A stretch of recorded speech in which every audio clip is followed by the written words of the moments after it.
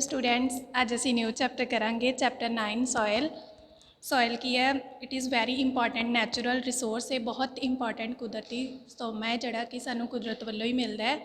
और सॉयल जोड़ा वा क्योंकि ये सानू सप्लाई करती है वाटर एंड न्यूट्रिएंट्स एंड होर भी बहुत सारे मिनरल्स ने जोड़े सानू की सॉयल तो ही मिलते हैं। सो एक ही ਜਿਹੜੇ ਮਿਨਰल्स ने एक ही किसी भी प्लांट्स की ग्रोथ ਲਈ बहुत इंपॉर्टेंट ने। सो ਜਿਹੜਾ सॉयल है वो की है साडा बहुत मेन पार्ट है एग्रीकल्चर का। इस तो बिना जोड़ा एग्रीकल्चर असी नहीं कर सकते, खेतीबाड़ी नहीं कर सकते है। So soil is very important for us. First is soil. What is soil? Soil is the uppermost layer of the earth's crust. Soil की है एक अर्थ की क्रस्ट की जी धरती की क्रस्ट है वो सब तो उपरली असी परत नूं कहने सॉयल।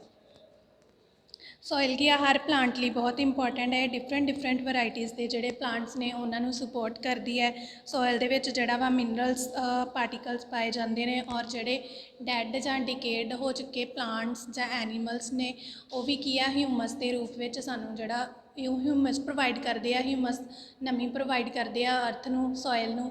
सो ਉਹ वाली ह्यूमस की है किसी भी प्लांट की ग्रोथ लिए बहुत इंपॉर्टेंट है। सॉयल के जोड़ा मैनी बैक्टीरियाज माइक्रो ऑर्गेनिजम्स वो भी सॉयल के सर्वाइव करते हैं। So soil is very important. Second topic is formation of soil. Soil किमें बनी? सॉयल बहुत हज़ारा साल पहला की होया कि जड़ियाँ भी साड़ी धरती आ उत्थे की बहुत सारे रॉक्स सी चट्टाना सी।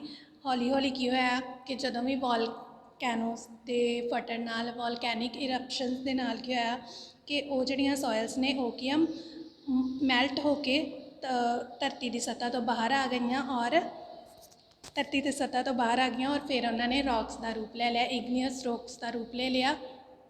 और हौली हौली समय का जिमें ही समा बीतता गया ये वाली रॉक्स जड़ियाँ समॉलर पीसिस के ब्रेकआउट होंदियां गईयां वड्डियां रॉक्स। और हज़ारा साल बाद क्या है कि ये जड़ियाँ समॉल पीस सी रॉक्स दे ये सॉयल दे विच कन्वर्ट हो गए। सो इस तरह जी सॉयल साडे कोल बनी रॉक्स तो जोड़ा असी सॉयल डिवेलप की। सो नैक्सट है role of water in the soil formation. Water का रोल की है सॉयल फॉर्मेशन के। वाटर का बहुत इंपॉर्टेंट रोल है साडे सॉयल दे विच क्योंकि वाटर के नाल जोड़ा सब तो पहला साडे कोल रॉक्स सी वो की आ सॉयल जो भी मतलब रेन होंदी जां कुछ होर वाटर के नाल जड़ियाँ रॉक्स है उन्हां दियां जड़ियाँ कैविटीज़ विच जोड़ा वाटर चल जाता ही। एंड फिर सर्दियों में भी की हुंदा कि जो टैंपरेचर बहुत घट जाता फिर वो वाटर जोड़ा जो चट्टाना दियां जड़ियाँ चट्टाना दे विच चल जाता फिर की हुंदा कि जो टैंपरेचर डाउन हो जाता सर्दियों के वो जोड़ा पानी की फ्रीज़ हो जाता है। फ्रीज़ होके वो ठंडा होके आइस का रूप ले लेंदा है और हौली हौली फिर जो थोड़ा टैंपरेचर वेरीएशन होंदी है फिर वो आइस जी है फिर वो आइस जी एक्सपैंड हो जाती है। और आइस एक्सपैंड के नाल की हुंदा है कि बहुत ज़्यादा फोर्स के नाल जोड़ा रॉक्स ने चट्टाना ने वो किया ब्रेकआउट हो जांदियां समॉलर पीसिस के विच और वो समॉलर पीसिस फिर आफ्टर थाउजेंड्स ईयर सॉयल के विच कन्वर्ट हो जाते हैं। Second point is role of plant roots in soil formation. The roots of plants similarly जिमें वाटर का रोल ही बहुत इंपॉर्टेंट साड़ी सॉयल फॉर्मेशन के विच प्लांट दियां जड़ियाँ जड़ा ने रूट्स ने उन्हां दा भी बहुत इंपॉर्टेंट रोल है साढ़े भी सॉयल की फॉर्मेशन के लिए। जड़ियाँ प्लांट दियां रूट्स ने वो की करदियां कि रॉक्स ते जड़ियाँ क्रैविक्स ने तरेड़ा ने उहदे विच जान तो बाद फिर की हुंदा है बहुत ज़्यादा प्रैशर जो बाहर निकलता है रूट्स का तो फिर की हुंदा वो सिमिलरली उस तरह के समॉल पीसिस के ब्रेकआउट हो जाता है और वो समॉल पीसिस जोड़े आ वैदर चेंज होने के नाल नाल जोड़ा सॉयल के विच कन्वर्ट हो जाते हैं। Next point is role of temperature variation in soil formation. जिमें कि सानू पता ही है डे का टाइम एंड नाइट का टाइम के जोड़े टैंपरेचर आ वो की है चेंजिस होंगे ने वेरीएशन होंगे ने। डे के टाइम जोड़ा day and time night temperature आ वो की करता रॉक्स नूं बनन विच बहुत ज़्यादा हैल्पफुल होंदा है क्योंकि डे टाइम की हुंदा रॉक्स जड़ियाँ एक्सपैंड हो जांदियां due to the temperature high temperature expand means ਕਿ ਐਕਸਪੈਂਡ ਹੋ ਜਾਂਦੀਆਂ ਔਰ ਨਾਈਟ ਦੇ ਵਿੱਚ ਕੀ ਹੁੰਦਾ ਹੈ ਥੋੜ੍ਹਾ ਟੈਂਪਰੇਚਰ ਘੱਟ ਹੋ ਜਾਂਦਾ ਹੈ, ਇਸ ਕਰਕੇ ਜਿਹੜਾ ਰੌਕਸ ਨੇ ਉਹ ਕੀ ਆ ਕੰਟਰੈਕਟ ਹੋ ਜਾਂਦੀਆਂ ਨੇ। ਔਰ ਇਹ ਐਕਸਪੈਂਸ਼ਨ ਜਾਂ ਕੰਟਰੈਕਸ਼ਨ ਦੇ ਨਾਲ ਕੀ ਹੁੰਦਾ ਹੈ ਕਿ ਰੌਕਸ ਦਾ ਜਿਹੜਾ ਵਾ ਉਹ ਟੁੱਟਣਾ ਸ਼ੁਰੂ ਹੋ ਜਾਂਦਾ, ਬ੍ਰੇਕਡਾਊਨ ਹੋਣਾ ਸ਼ੁਰੂ ਹੋ ਜਾਂਦਾ ਹੈ। ਔਰ ਫਿਰ ਕੀ ਹੁੰਦਾ ਹੈ ਕਿ ਜਿਹੜੇ ਸਮਾਲ ਪੀਸਿਸ ਨੇ ਰੌਕਸ ਦੇ ਉਹ ਕਿਹਦੇ ਵਿੱਚ ਸੋਇਲ ਦੇ ਵਿੱਚ ਕਨਵਰਟ ਹੋ ਜਾਂਦੇ ਨੇ। ਸੋ ਫਾਰਮੇਸ਼ਨ ਆਫ ਸੋਇਲ ਕਰਨ ਤੋਂ ਬਾਅਦ ਅਸੀਂ ਹੁਣ ਕਰਾਂਗੇ soil profile.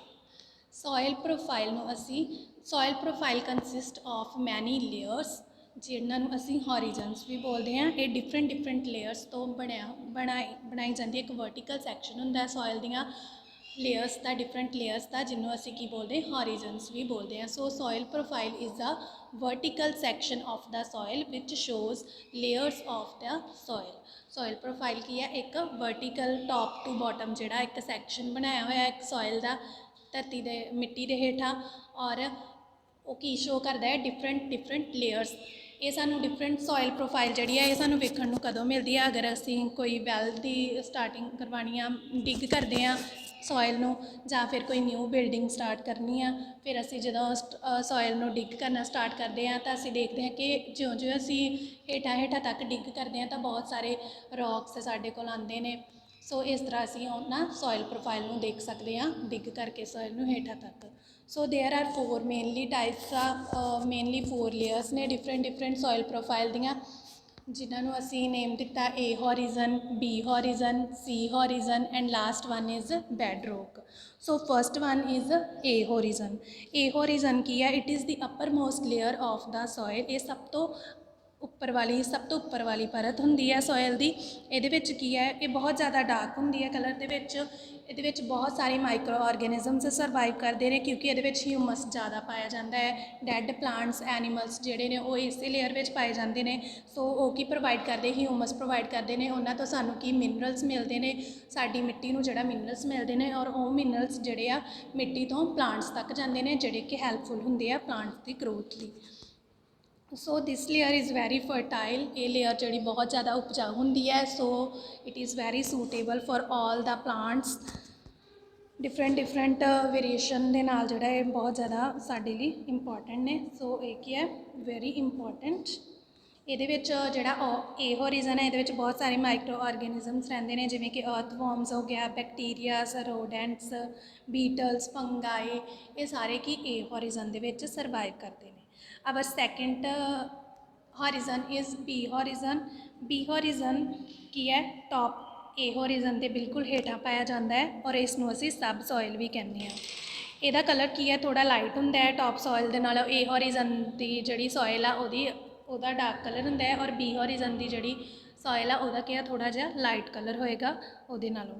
So it is higher mineral content. ਇਹਦੇ ਵਿੱਚ ਵੀ ਮਿਨਰਲ ਬਹੁਤ ਜ਼ਿਆਦਾ ਪਾਇਆ ਜਾਂਦਾ ਹੈ ਦੈਨ ਦਾ ਟੌਪ ਸੋਇਲ।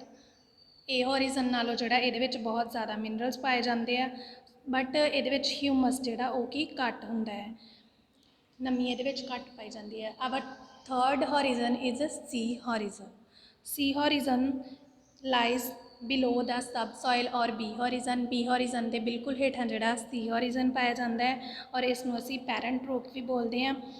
ਇਹਦੇ ਵਿੱਚ ਕੀ ਹੁੰਦਾ ਹੈ ਕਿ ਸਮੋਲ ਜਿਹੜੇ ਰੌਕਸ ਨੇ, ਚਟਾਨਾਂ ਨੇ, ਉਹ ਪਾਈਆਂ ਜਾਂਦੀਆਂ ਨੇ। ਛੋਟੀਆਂ ਜਿਹੜੀਆਂ ਅਸੀਂ ਛੋਟੇ ਟੁਕੜੇ ਪੀਸਿਸ ਨੇ ਰੌਕਸ ਦੇ, ਉਹ ਪਾਏ ਜਾਂਦੇ ਆ। ਜਦੋਂ ਰੇਨ ਹੁੰਦੀ ਹੈ ਔਰ ਰੇਨ ਦਾ ਜਿਹੜਾ ਵਾਟਰ ਹੈ ਉਹ ਫਸਟ 2 ਲੇਅਰਸ ਤੋਂ ਬਾਅਦ ਜਿਹੜਾ ਸੀ ਹੌਰੀਜ਼ਨ ਦੇ ਵਿੱਚ ਆ ਕੇ ਇਕੱਠਾ ਹੋ ਜਾਂਦਾ ਹੈ, ਔਰ ਇਸ ਨੂੰ ਅਸੀਂ ਡਿਗ ਕਰਨਾ ਬਹੁਤ ਡਿਫੀਕਲਟ ਹੈ। Roots of plants do not penetrate into this layer. ਜਿਹੜੀਆਂ ਪਲਾਂਟਸ ਦੀਆਂ ਰੂਟ ਨੇ ਉਹ ਕੀ ਆ, ਸਿਰਫ ਬੀ ਹੌਰੀਜ਼ਨ ਤੱਕ ਹੀ ਰਹਿੰਦੀਆਂ ਨੇ, ਸੀ ਹੌਰੀਜ਼ਨ ਤੱਕ ਨਹੀਂ ਆਉਂਦੀਆਂ ਹੈਗੀਆਂ। ਸੀ ਹੌਰੀਜ਼ਨ ਦੇ ਵਿੱਚ ਜਿਹੜਾ ਓਨਲੀ ਰੌਕਸ ਹੋਣਗੀਆਂ ਔਰ ਰੇਨ ਵਾਟਰ ਕਲੈਕਟ ਹੋਏਗਾ। So our fourth layer is a bedrock, which is our last layer of the soil profile। ਇਸ ਨੂੰ ਅਸੀਂ ਜਿਹੜਾ ਵਾ ਪੂਰੀ ਤਰ੍ਹਾਂ ਕਹਿ ਸਕਦੇ ਹਾਂ ਕਿ ਇਹ ਕੀ ਹੈ, ਇੱਕ ਸੋਲਿਡ ਰੌਕ ਹੈ, ਸੋਲਿਡ ਰੌਕਸ ਹੈ, ਕਿਉਂਕਿ ਇਹਦੇ ਵਿੱਚ ਬਹੁਤ ਸਾਰੀਆਂ ਚਟਾਨਾਂ ਪਾਈਆਂ ਜਾਂਦੀਆਂ ਨੇ, ਇਸ ਕਰਕੇ ਹੀ ਇਹਨੂੰ ਬੈਡ ਰੌਕ ਕਿਹਾ ਜਾਂਦਾ, ਕਿਉਂਕਿ ਇਹਦੇ ਵਿੱਚ ਪੂਰੀ ਤਰ੍ਹਾਂ ਜਿਹੜਾ ਰੌਕਸ ਪਾਏ ਜਾਂਦੇ ਨੇ, ਚਟਾਨਾਂ ਪਾਈਆਂ ਜਾਂਦੀਆਂ ਨੇ। Rain water collects over the bed rock to form the water table. Rain water ਜਿਹੜਾ ਵਾ ਇਸ ਤੋਂ ਉੱਪਰ ਕਲੈਕਟ ਹੁੰਦਾ ਹੈ।